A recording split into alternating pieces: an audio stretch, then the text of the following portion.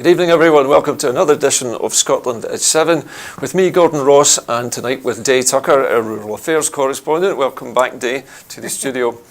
And straight into this evening's news, and it's been revealed today that Harvey Weinstein, the former Hollywood producer, was convicted of sexual assault by a New York jury today. A victory for the Me Too movement that inspired women to go public with misconduct allegations against powerful men. Once one of Hollywood's most powerful producers, Weinstein, 67, was also convicted of sexually assaulting former production assistant Mimi Halliay in 2006 and of raping Jessica Mann, an actress, in 2013. He faces up to 25 years in prison. He was acquitted on the most serious charge, predatory sexual assault, which carried a potential life sentence. During his trial, Weinstein often appeared feeble, entering the courthouse using a walker and leaning on his attorney for support. He's taken some good acting tips, actress Rose McGowan said at the start of the trial on January the 6th, while staging a protest near the courthouse, along with actress Rosanna Arquette and other Weinstein accusers. More than 80 women, including famous actresses, had accused him of sexual misconduct stretching back decades. He had denied the allegations and said any sexual encounters were consensual. During the trial, prosecutors portrayed Weinstein as a serial predator who had manipulated women with promises to open doors in Hollywood, coaxing them into hotel rooms or private apartments and then overpowering and violently attacking them. The man seated right there is not just a titan in Hollywood. He was a rapist, Manhattan Assistant District Attorney Megan Hast said during her opening arguments. During the many weeks of trial, prosecution methodically elicited graphic testimony from several accusers, including Halliay, who said that Weinstein invited her to his Soho home after she had worked on one of his television productions. After she arrived, Weinstein backed her into a bedroom, held her down on the bed, and forced himself upon her orally, yanking out her tampon, Halliay told jurors. A one-time aspiring actress, Jessica Mann, said that soon after meeting Weinstein, she entered into an extremely degrading relationship with him that never included intercourse until, she alleged, he raped her in 2013. She described Weinstein as a Jekyll and Hyde character. He was charming in public, but often showed a terrifying anger when they were alone, Mann had said. At one point, she started sobbing uncontrollably on the stand, prompting the judge to end testimony early for the day. Weinstein was charged with assaulting Halliay and Mann, but prosecutors bolstered their case by calling several other accusers as witnesses. One of these women, Sopranos actress Annabelle Sciorra, told jurors that Weinstein came to her apartment one winter night in 1993 or 94 and raped her. Although the accusation was too old to be charged as a separate crime, prosecutors offered it to show that Weinstein was a repeat sexual offender.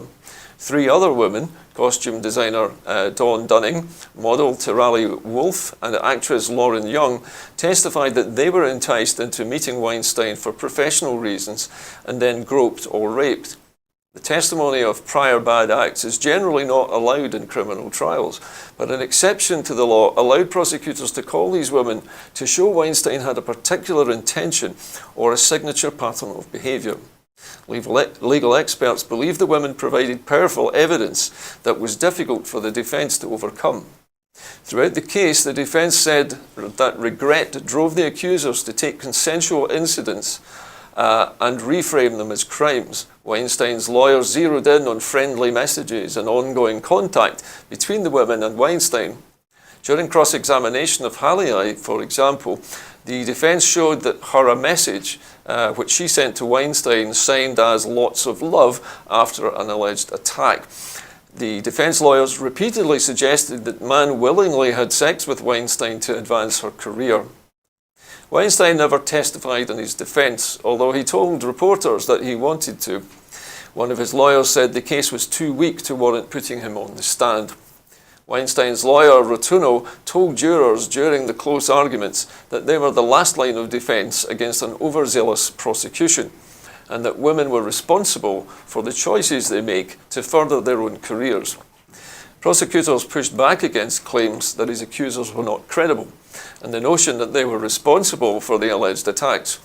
District Attorney Joan Iluzzi said that it was irrelevant whether they had ongoing contact with Weinstein after the alleged attacks. Iluzzi rejected a defence claim that Mann had a loving relationship with Weinstein, but said it would not matter if she had been head over heels in love with him. He still wouldn't be allowed to rape her on March the 18th of 2013, she said. Weinstein still faces sexual assault charges in California, which were announced just hours after his New York rape trial began, and dozens of women have filed civil lawsuits against him. So, Dave, this is an absolute litany of horrible crimes by Mr. Weinstein, but it seems a vindication for the women who've come forward. A very courageous thing for them to do, you would think.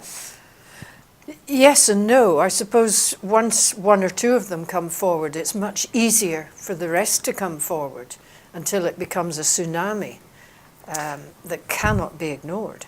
And do you think that the sheer weight of evidence that has been provided in these trials has been enough to sway the jury? They're saying that they've used some other victims, or potential victims, alleged victims, to come forward and testify. Yes. Not that he committed other crimes because they were out with the time limit, but to show intent. Yes. To show that his motivation was... A pattern of behaviour, yeah. Yes.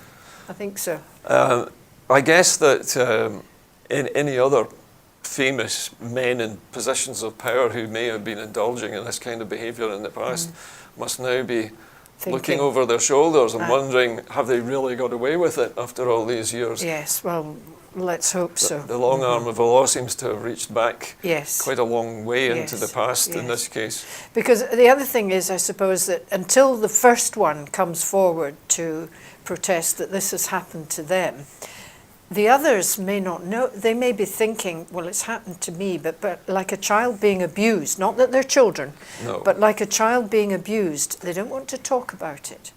They want to keep it to themselves. There's the shame aspect of this, isn't there? Absolutely, yes. They'll also be ashamed of the fact that they might be accused of exactly what his defence lawyer was saying, of sleeping their way into a job. Absolutely. And I think perhaps Mr. Weinstein was relying on that as a way of keeping them quiet. Yes, yes.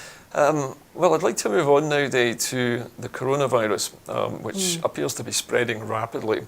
Italy, South Korea and Iran reported sharp rises in coronavirus cases today, but China ceased curbs as the rate of infection there slowed, and visiting World Health Organization teams said the turning point had been reached in the epicenter Wuhan.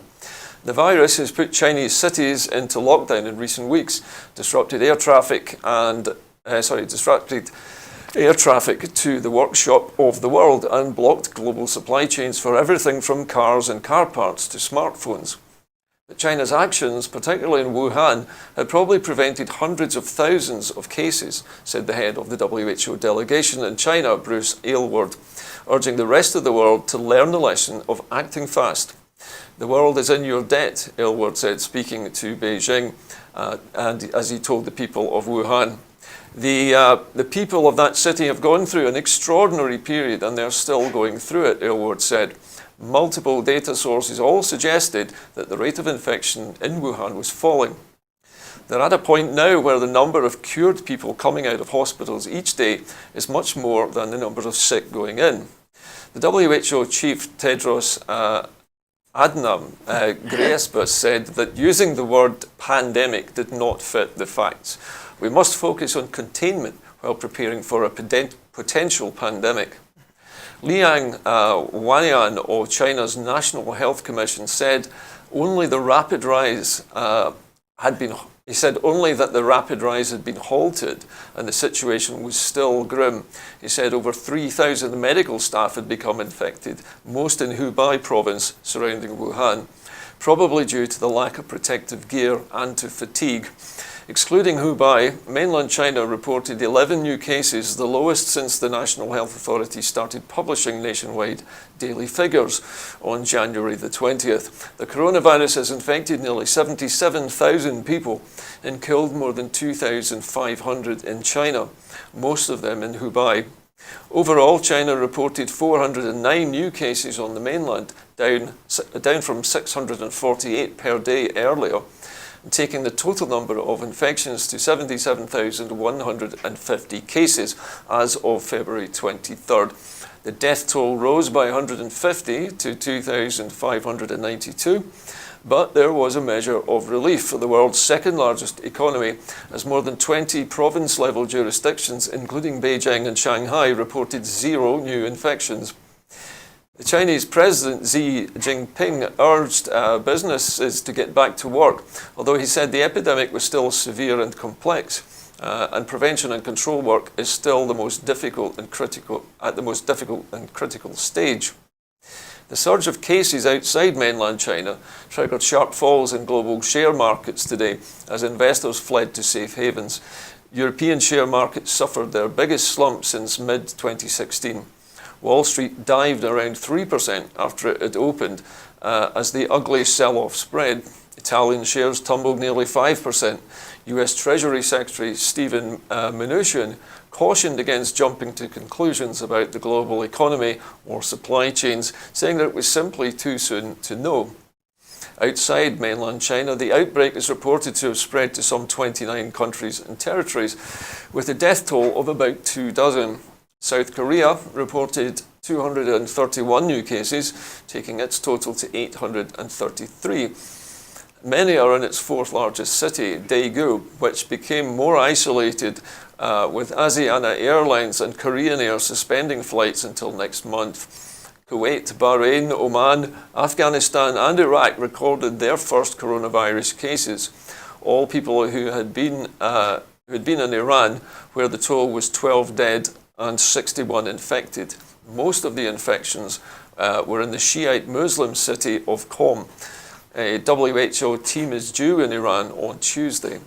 Europe's biggest outbreak is in Italy, where some 150 infections, compared with just 3 before Friday, and a 6th death. In northern Italy, authorities sealed off the worst affected towns and banned public gatherings across a wide area, halting the carnival in Venice, where there were 2 cases.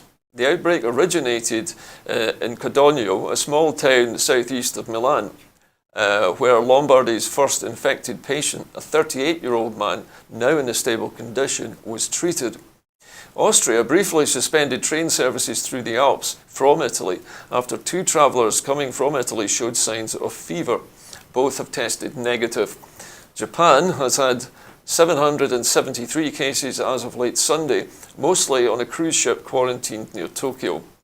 In South Korea, drone footage has showed what appeared to be hundreds of people queuing in a neat line outside a Daegu supermarket to buy face masks. In Scotland, 404 people have been tested for coronavirus to date, and none of the test results have been positive.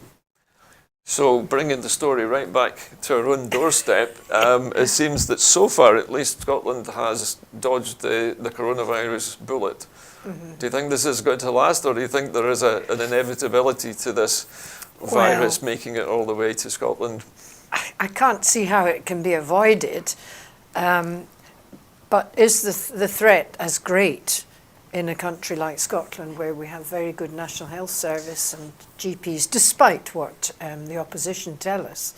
We know that the hospitals are prepared and ready just in case, and presumably they're being very careful about the airports and people coming in from other means of transport. I'm guessing people coming in from the Far East will be being checked for temperature and looked at carefully on the way. Yes, probably the biggest threat is people coming up from England, because they're coming into Heathrow and Gatwick. Possibly moving through the bigger hubs with more people in close proximity. Of course, people can actually carry the virus without any symptoms for several days. That's absolutely. So this is why you would expect people to come from all sorts of different places, be tested at the airport, and there's nothing showing. Yeah, we've just been hearing that there are actually people who carry the virus but never develop any symptoms at all. Right. Although this is common in a lot of viruses, I understand. There are some people who just do not develop the have disease. a certain resilience. They've perhaps got very healthy immune systems. And like any of these viruses, if you are slightly weak in one way or another, then the virus will give you a harder time than it would to somebody that's really healthy. Well, the statistics are showing that despite the thousands, 77,000 cases, there have been less than 3,000 fatalities. So it's obviously a very low mortality rate. Yes. Despite the illness spreading rapidly and easily, it does not seem to be as bad as perhaps they might at first have thought. Right. It appears to be sort of the equivalent of flu, of influenza, in terms of its seriousness. Yes. The question is the response to it, do you think, over the top, or is it prudent to be as And as interestingly, draconian yes, and interestingly, the response is from the Chinese authorities, who one wouldn't have imagined it was in their own interest to try and contain it, or they might. How can I put this? Do you think they might have wanted it to spread? No, I didn't think that they would want it to spread, but I wouldn't have. I'm surprised that they've been as responsible as they have been. Are I mean, you surprised that they've been as transparent as this as well, in telling us what they're doing? Yes. Yeah, at the beginning, we understand that the Chinese government was not being as forthcoming initially with. Right. And the doctor who discovered it, he died eventually of the disease, sadly, despite being he was largely ignored. His warnings, I think, were ignored initially. Right. However, I remember that a few years ago, the SARS epidemic in China went basically, it appeared to have spread, but the Chinese did hide that, or attempted to hide the outbreak of SARS until very late SARS on. in Japan as well? It did, yes. But in this case, it looks as if the Chinese government has learned a lesson of SARS. Right. But my take on this, for what it's worth, is the fact that China is a much more populous place, and their cities are jam-packed with people in all different areas. That's very difficult to be far away from people. Yes. Well, imagine when you've got nearly a billion people. Got into India. But the Chinese, because of their political system, have the ability to just shut things down and pour resources into things and build a hospital in a week. Something which we couldn't do with our system. Anyway, we shall move on. Now, this is another one of these knock-on effects of the Conservative Party's new immigration plans. Now, it appears that 1 in 5 businesses in Scotland could close or radically change their business model due to difficulties in recruiting EU workers, according to a new report. The report published today for the Federation of Small Businesses also found that 40% of small businesses in Scotland employ at least one EU worker, compared to the UK average of 26%. The FSB have backed the SNP's plans for a Scottish visa system and a migration plan tailored to Scotland's specific needs, branding Boris Johnson's plan to slash the number of so-called low-skilled workers entering the UK as a concerning prospect. Now, commenting on the report, the SNP MSP Tom Arthur said, "This report lays bare the devastating impact of the Tories' migration plans will have for business owners in Scotland. Small businesses are the backbone of our economy, and it's time for Boris Johnson to get his head out of the sand and listen to their needs before it's too late. It's shameful that not a single Scottish Tory MSP or MP can bring themselves to speak out against these plans that force thousands of businesses north of the border to close their doors for good. The clock is ticking. Politicians from all sides need to back the SNP's plans for a tailored migration system that works specifically for Scotland." The FSB policy chair, Andrew McRae, said, "There are now more than 100,000 EU workers in employment in cities, towns and villages across the country. Needless to say, the imminent introduction of a new way of hiring workers from outside the UK is a concerning prospect." Now, this is also linked to our next story about Boris Johnson and how he's planning to end the Brexit transition period by the end of the year, with or without a trade deal. Now, the UK government's main goal for trade talks with the EU will be to restore economic and political independence from the 1st of January, Number 10 has said, as the government prepares to publish its negotiating aims on Thursday. Boris Johnson's official spokesman said that the primary objective was ending the transition period by the end of the year, regardless of whether a deal had been struck. His comments suggest that the UK will be prepared to walk away from talks rather than submit to the EU's requests for some oversight by the European Court of Justice and a future alignment on regulation. Now, the UK has said that it will push for a Canada-style trade deal, but appears to be prioritising the freedom to set its own rules rather than achieving such an agreement if the EU insists on more alignment than it has with Canada.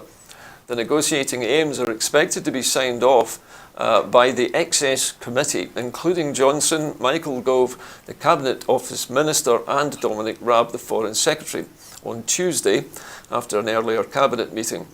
The EU's negotiating priorities are due to be published on Tuesday after a meeting of the EU General Affairs Council and Monday's meeting of ambassadors.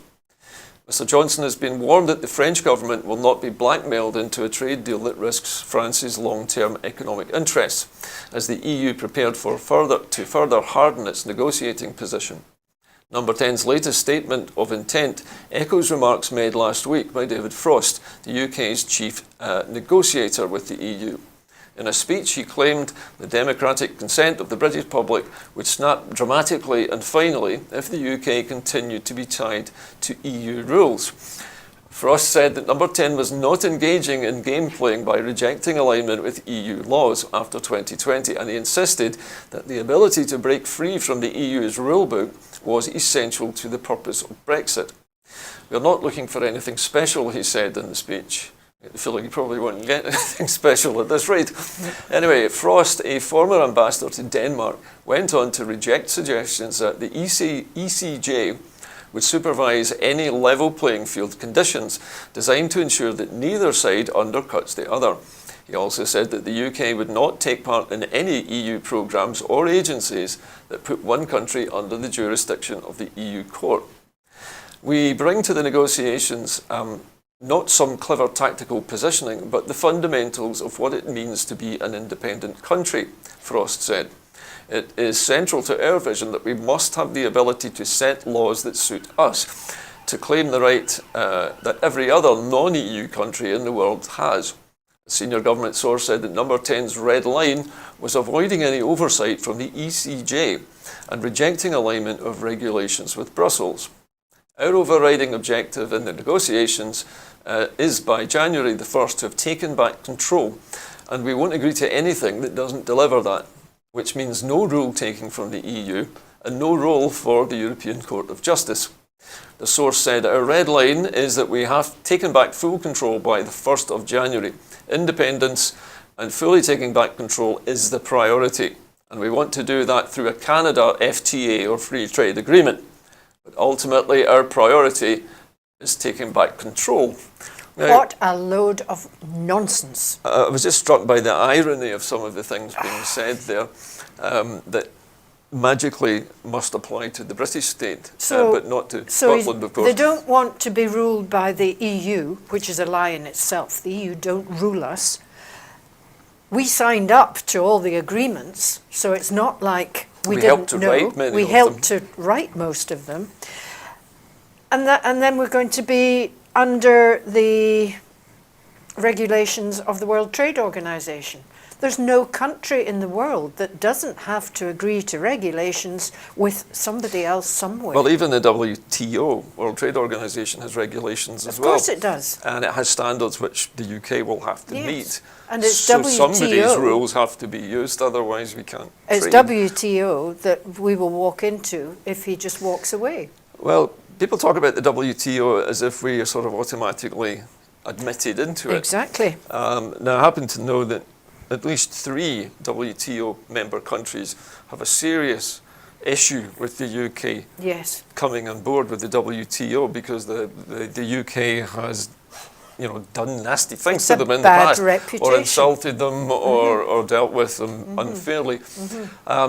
So I'm just rereading some of the things that Mr. Frost was saying about rejecting alignment of regulations from Brussels. Now, it's hard for anybody, I think, reading this to imagine how a trade deal can be struck if you're not prepared to abide by the rules of the trade agreement. Exactly. And the trade agreements with the EU have certain guidelines, shall we say, where you have to broadly be in alignment with the standards of the European Union in order to trade in and out.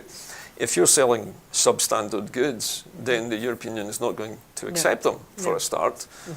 So I can't see how any of this that's being said by the British delegation is going to result in any kind of trade deal. No. It's basically saying, we don't want a trade deal. Yes. And we're putting this red line in here that says, we are stopping ourselves from having a trade deal with you. Yes. Do you actually think that we will come away with any kind of deal as a result of this? Can you see it? No, I can't. And if you go back to the migration thing as well, you know, our fishing fleet, the deckhands, a lot of them are migrants. Well, talking of and migrants, the processing. Yeah.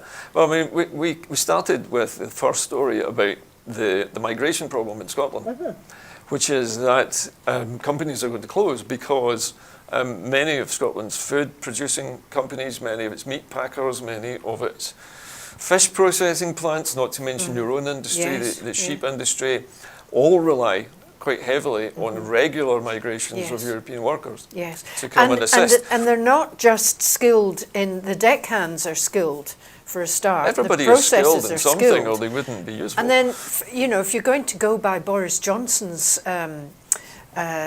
definition of skilled, the vets, so many of the vets they do a are coming. Spanish degree. vets come over. Yeah. But what amazed me is the fact that people are being classified by the British government under an arbitrary earnings threshold of, what is it, £22,000? Which is less than your nurse's starting salary. Yeah, and I mean, the average wage in Scotland is probably around that figure, somewhere around the low 20s. And he's saying that anybody who earns below that won't be allowed in. But that flies in the face of this business of skills shortage because, as you and I know, and I think as Craig Murray pointed out today, that if you've ever tried gutting a fish, you know that it is a skilled job. You can't just sort of do it. You know, so apparently I've just been told that the level is to be set at £26,000. So it's even more out of reach then. And I'm just hearing that this is above what most nursing and healthcare workers are paid in Scotland. So, you know, how are we going to be able to staff our nursing homes, our hospitals, and you know, the care facilities and home carers when we cannot get these talented and trained individuals because of an arbitrary earnings threshold? And in Parliament, they've been fighting this for a long time, the opposition. I remember watching Alistair Carmichael putting up a very good performance in defence of the deckhands on the fishing boats up in Orkney. It's nice to know that he represents his constituents. He certainly was then. Yeah, much as I dislike the man's political techniques, shall we say, at least he was trying to look after. Yes. And the way he's quite happy to receive money from people he shouldn't be receiving money from. Yeah. Well, anyway, to bring it back down to where we were, and Boris Johnson's government and his negotiators seem to be basically saying that they don't want to negotiate a deal. No. They just expect us to be given a deal, but we don't have to abide by any rules. And frankly, I think that they're just hoping a no deal will happen pretty much because the European Union will just throw up their hands and say, we give up. Yes. In which case, there is no market for our goods until the UK gets a deal from some other country. But so far, it's all been talk, and the other countries have got deals with the EU, and they'd rather deal with the EU. Yeah, and of course, I mean, you know yourself that the market for Scotch lamb within the EU was one of our major exports for many years. Still is at the moment. And I think from my Scotch processor it was 40%, but in Wales it's really high. The majority of Welsh lamb that goes, I think it's something like 70% that goes to Europe. Yeah. Well, it certainly is definitely going to hit all of these. And, you know, it's all the exporting companies that are going to be hit That are by going this. to suffer, yes. Seafood, salmon, Yes. everything that you can eat or drink, Yes. basically, that comes Yes. from Scotland will be affected. And our flagship income in Scotland it's a huge success story, is Scotland Food and Drink.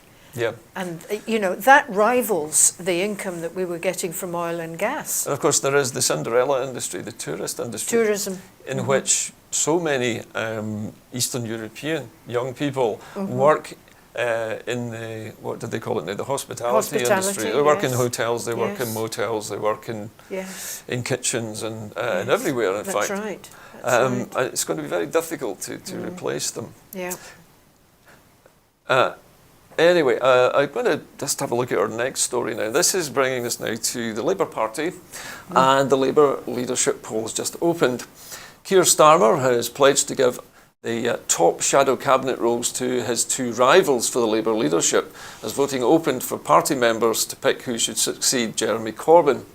Mr Starmer, seen as the front runner in the race, which will result in a new leader being announced on the 4th of April, said that he was pleased that he, Rebecca Long-Bailey and Lisa Nandy had not been taking lumps out of each other, which he said bodes well for the Labour Party. Well, never say die. Asked on Sky News who he would appoint to his shadow cabinet if he won, Starmer said that he had not been talking to anybody and that and that any rumours of jobs being offered was just wrong. However, he did confirm comments from a hustings event on Sunday that he would hope to offer roles to his rivals. I made it very clear that I thought Rebecca Long-Bailey and Lisa Nandy were putting through very powerful cases, and that together the three of us will be the leadership of the Labour Party. Both, he said, should be in the top team of any shadow cabinet. But he refused to say what jobs they could take, saying, "I'm not going to play this game." Both have said that they would serve in the shadow cabinet if either of their rivals wins, and have pledged to find the roles for the others if they win. Starmer also vowed to scrap salary thresholds for migrants coming to Britain, so something we've just been talking about, if he becomes the Labour leader.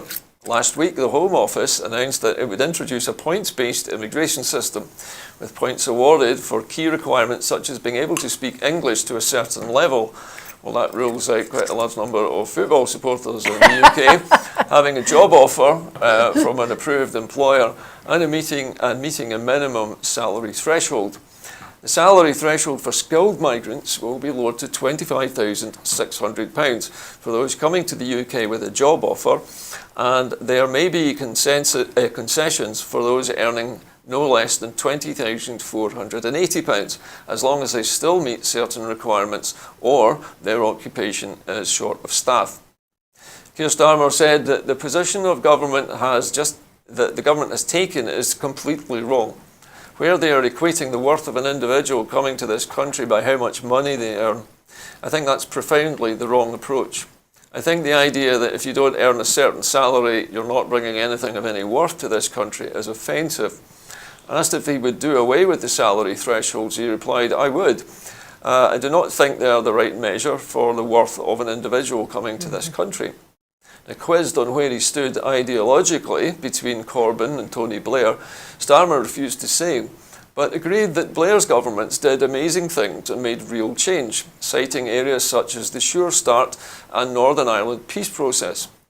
But he said that given that the next election was not likely to be until 2024, a new Labour government would be making plans for the late 2020s.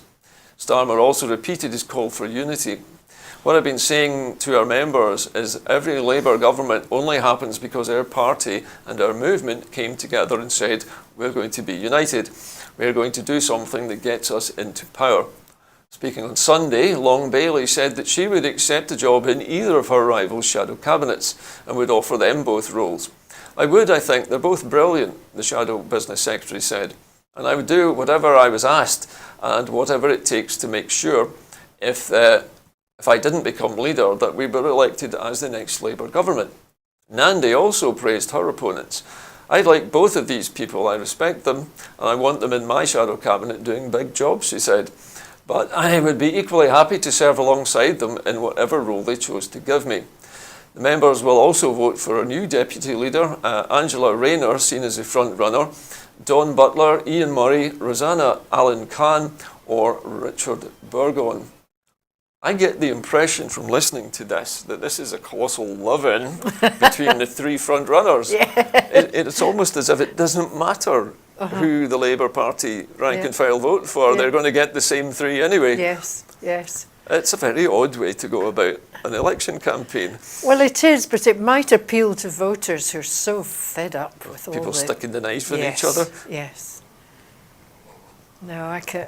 But of course, you know, they're talking about, you know, not getting into government until 2024 at the earliest. Yeah, yeah. And so they're planning for the late 2020s, according to Starmer. So if he gets into power in 2024, he's not planning to do anything until 2030. You know, Well, you it could just make, seems you an could odd make, thing to say. He's got plenty of time to make plans. Well, I suppose he could, yeah, yeah.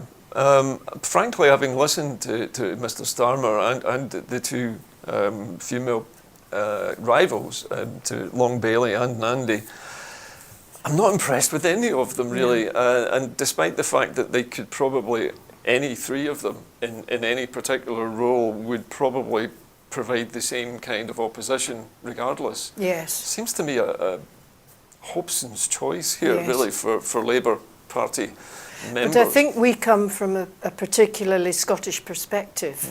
And of course, none of them have covered themselves in glory, particularly Lisa Nandy. well, not in her comments about how she would deal with she tried with to... Scottish independence supporters. Yes, I mean, she sort of doubled down and tried to blame the newspapers and the SNP for misinterpreting what she said. Well, do you and remember? then after that, she kind of came back and seemed to be a bit more appeasing. So this was the comment where she said that she would crack down on the nationalists by employing Catalan-style tactics, not Catalan, Spanish-style tactics, as the Spanish put. Spanish police. Learn from Spain, you know, sort of use the same brutal tactics to Yes. do. I mean, it was a terrible... Terribly naive politically. It's also a terrible gaffe. Yes, yes. But the fact is, at the moment, Scotland has a mandate for an independence referendum, and nobody in the British Labour Party can gainsay that at the moment. No. But the Labour Party seems, like the Tories, to not accept it. Well, they don't accept They it, don't but recognise they're it. not quite as vehement as the Tories. But They come and go a little bit. yeah, but they recognise the mandate sometimes, but not always, when it suits them. Yeah. But the thing is, we already have a mandate, and if we have a referendum, well, it's our referendum It's our to referendum. have. And we know that the First Minister has a plan to achieve that, and she Yes. is sticking to her September deadline for this, Yes. apparently. Yes. Okay, we're going to move on now to Germany. And a really bizarre incident in Germany, a terrible incident, in fact, after a driver was arrested in Germany after a car hit carnival crowds, injuring more than 30 people. According to the report, more than 30 people were injured on Monday after a car ploughed into a carnival parade in the West German town of Volksmarsen. Today. Police confirmed the incident, but said it was too early to say exactly how many people were hurt, or whether it was an accident, or if the driver had deliberately rammed the car into the crowd. Unfortunately, we can't rule that out, that it was done with intent, police spokesman Rainer Linger said, for the nearby city of Kassel. German news website HNA cited witnesses as saying that the driver appeared to have deliberately targeted children and had driven at full throttle into the crowd which had gathered for the Shrove Monday procession. The German newspaper Bild said that a third of more than 30 people hurt were seriously injured. The police called off all carnival parades in the German state of Hesse, where Volksmarsen is located, as a precautionary measure. The incident comes less than a week after a man gunned down 11 people, including himself, in one of the worst racist attacks in Germany since World War II. Carnival is a hugely popular event in parts of Western Germany, especially in the Rhineland cities such as Cologne and Dusseldorf, where festivals peak on Rose Monday, with tens of thousands attending street parades featuring comical and satirical floats. Police cars and ambulances rushed to the scene in Volksmarsen, a small town in northern Hesse, 260 miles west of Berlin. "We're on the ground with a big deployment. An investigation is underway," the North Hesse police said on Twitter after the incident, which they said occurred at about 2:45 p.m. or 1:45 Greenwich Mean Time. Amateur pictures published online showed police officers standing next to a silver Mercedes-Benz that appeared to have been involved. The German media said the driver deliberately broke through plastic barriers set up by police around the parade area. The car had continued driving through the crowd for about 30 metres before coming to a halt, an eyewitness told the broadcaster Hessenschau.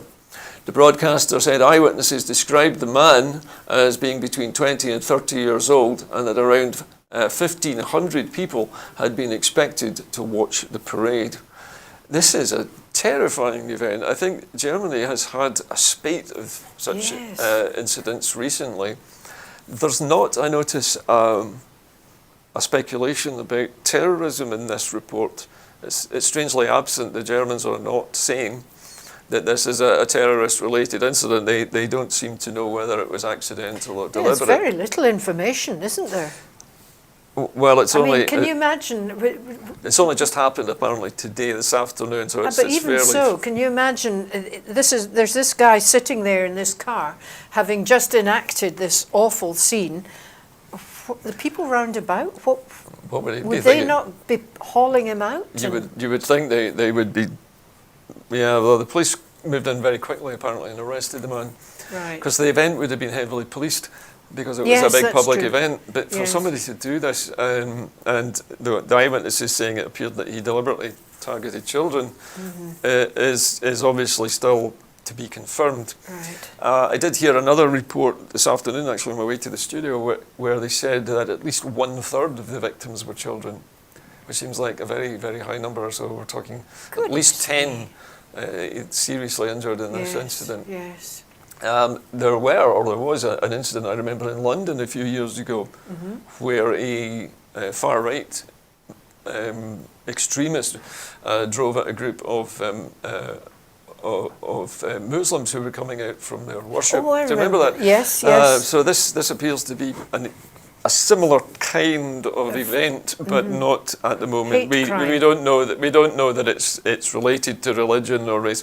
Or what it's related to. It could be that the car went out of control. We don't know. I mean, sometimes a drunk driver or somebody under the influence of drugs, we just don't know at the moment. Like the bin lorry in Glasgow. Like the bin lorry in Glasgow, yes. It can happen, as we know. Yes.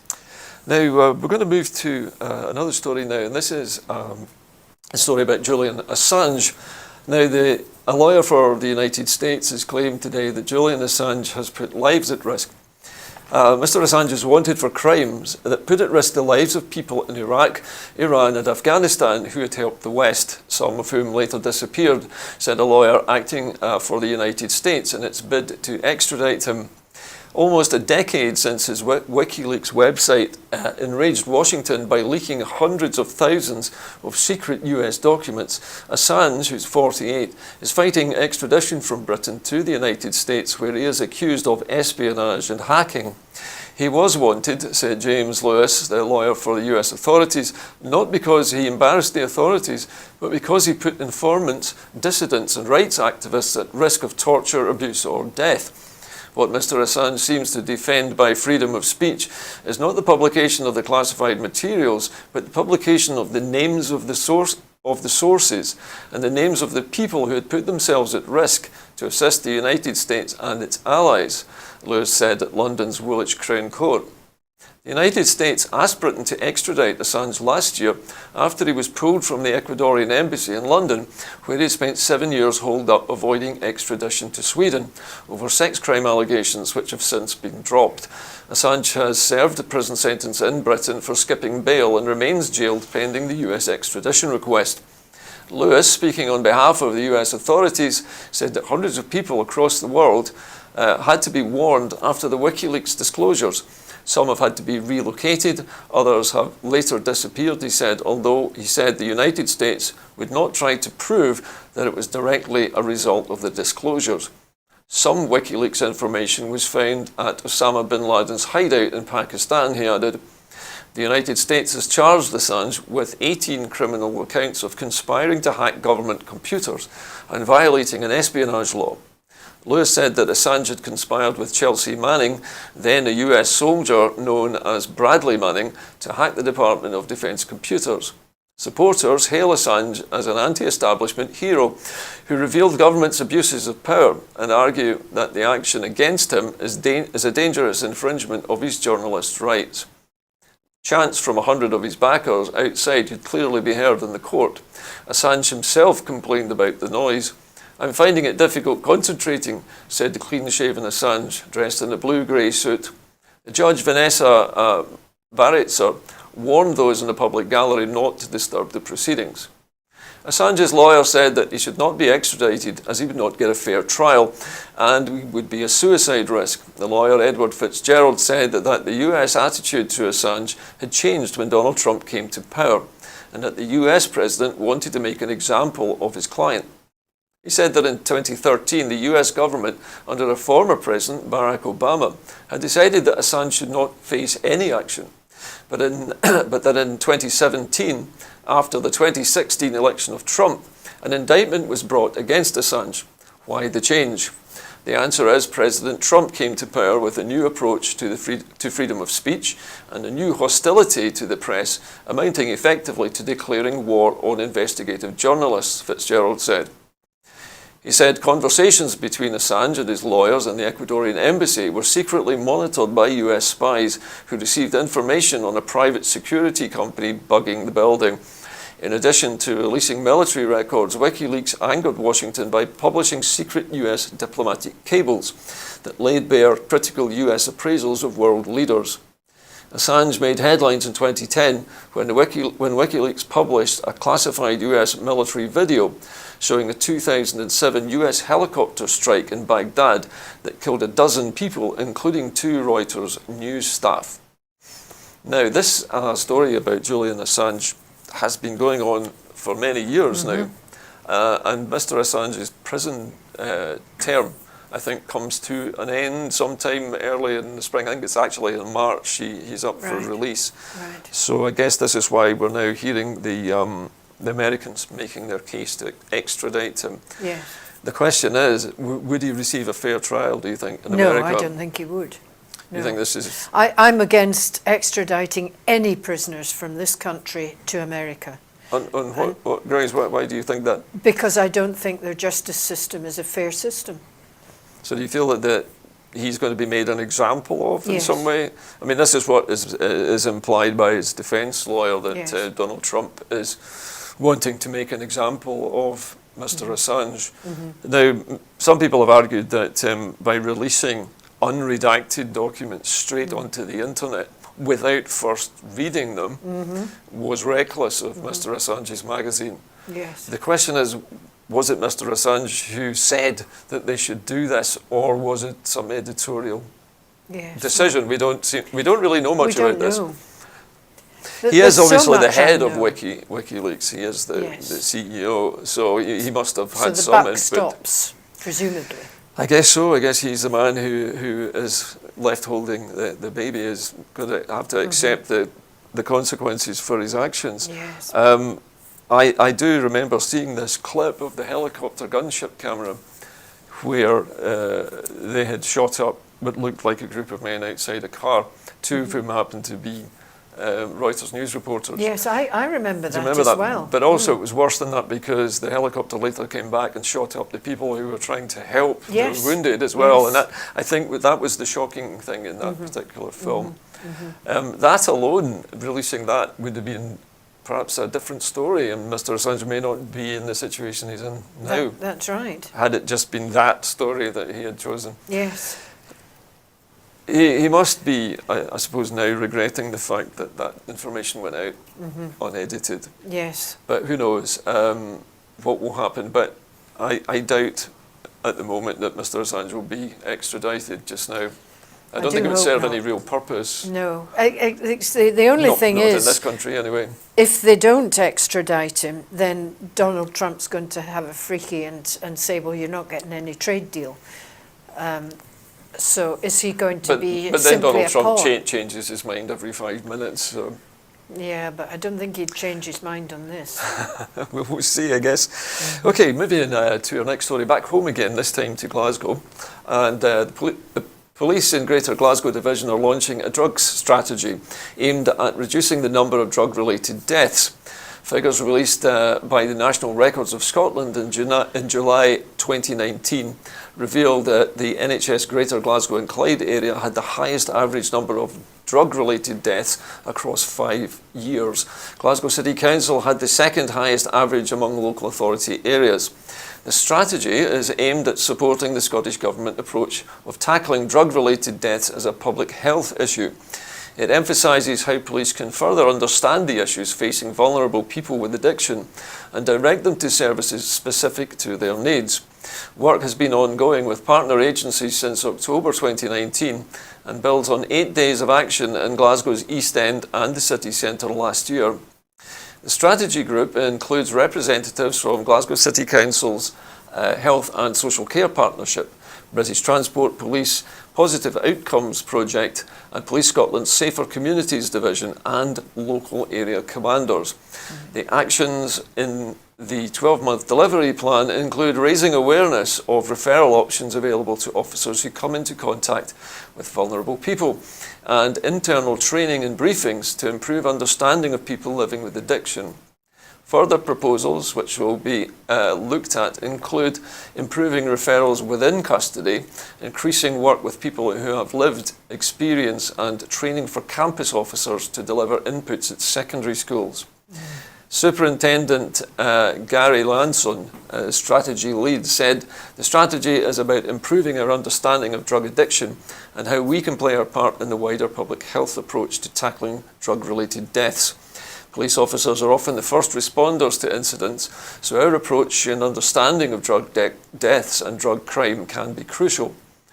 We already feed into other multi-agency groups such as alcohol and drug partnerships, and this strategy gives us an approach to directly influence local policing actions, whilst combining the views of partners. Learning has been taken from other police operations aimed at tackling drug-related deaths, such as Operation Fundamental in Dundee and Operation Threshold in Edinburgh. Feedback and learning from this strategy will be shared with Scotland's National Drug Strategy Board. Superintendent Lanson said, "One agency alone will not reduce the drug-related deaths, and it is not solely Police Scotland's responsibility to do this. However, we must maximise what we can do and help change attitudes and try different options." So there is a lot in this, but it seems like the police are really taking this very seriously indeed, and are obviously not wanting to wait for the UK government to give Scotland any kind of abilities or powers that it doesn't already have. Yes. Well, that's good. So do you think this is going to help the police having special training to help people who are already addicted? Yes, I think any form of training in that respect will help and will make a difference. And they're treating it no longer as a crime but as a public health issue. Yes, well, we've been talking about that for long enough. Well, unless they commit a crime, I guess, but in terms of their drug taking, not treating that rather as a than crime. the police going after because they suspect they're taking drugs or collecting drugs or whatever, then they rather than arresting them and charging them, they're referring and refer them to other partnerships, other social partnerships. Well, let's hope it helps. Anything. Well, it helped with the knife crime. It did indeed, yes. It just seems a great shame that it has come down to the police being the only. The Scottish Government is planning a multi-level approach to this. This maybe is just part of this. Yes. Now, there is a conference apparently on drugs. In fact, two of them, I believe. One by the Scottish Government and one by the UK Government And of course, the UK government didn't invite the Scottish government No, I'm sure theirs, they probably didn't. Anyway, we're going to move things along as time is rolling on here. And look, our next story is a good news story for a change. MPs have welcomed a multi-million-pound investment in Scottish tennis. The campaigning, we may have missed something here, I beg your pardon. I beg your pardon, we have missed the story here. This is the trouble with scrolling back and forwards too much. Okay. This is not a good news story, but it is a story, again, related to the police. There have been more than 1,300 crimes recorded under a new domestic abuse law. More than 1,300 crimes under a new domestic abuse offence covering coercive and controlling behaviours have been recorded by Police Scotland. Introduced on the 1st of April 2019, the new Domestic Abuse Scotland Act criminalised the coercive and controlling behaviours used by domestic abusers, creating a single offence which covers a full range of abusive behaviours, whether physical, psychological, financial or sexual. The offence carries a maximum tariff of 14 years. Police Scotland 2019 to 2020 Quarter 3 Performance Report, which has been published today, revealed that in the period 1st of April to the 31st of December 2019, 1,313 crimes were recorded under this new legislation. The Deputy Chief Constable, Fiona Taylor, said, "Our officers attend around 60,000 domestic abuse incidents every year, an average of 1 every 9 minutes. Domestic abuse has a devastating effect on individuals, on families, and on children, who are often the victims of these abusive behaviours. We are committed to bringing offenders to justice and continually improving how we respond to domestic abuse, and we will work with a wide range of partners to provide support for victims and to improve our response." Since December 2018, 18,000 officers and staff have received online training. So there's been action already taken on this. So good. Forgive me, Dave, for jumping the story there. That's all right. On. No, but that's very good. The Scottish Police, another success in a way. Yes. Although this is revealing, I suppose, almost a hidden crime where the coercive behaviour is now being taken seriously. Yes, because it then is going to cost society if you don't nip it in the bud, or at least control it to a degree. It's going to cost society in the long run, with children at school not being able to concentrate on their work because they're all stressed out. Yeah, and the effect on the partner who's being abused as well, I guess. Exactly. When we often when we hear about domestic abuse, we automatically think about violence and bullying. But physical, you mean? Yeah, but much of the abuse that seems to be carried out is about controlling the partner. It's about isolating them for their friends, making them do your bidding, and controlling their every movement. That's right. Almost like being under house arrest, I would imagine. Yeah. So this is now an offence, and the police have now, according to these figures, must have charged, I guess. Yes. They certainly reported these crimes, but they've recorded these crimes. Yes. I don't know whether charges have been brought, but 1,300 is definitely a significant number. It is.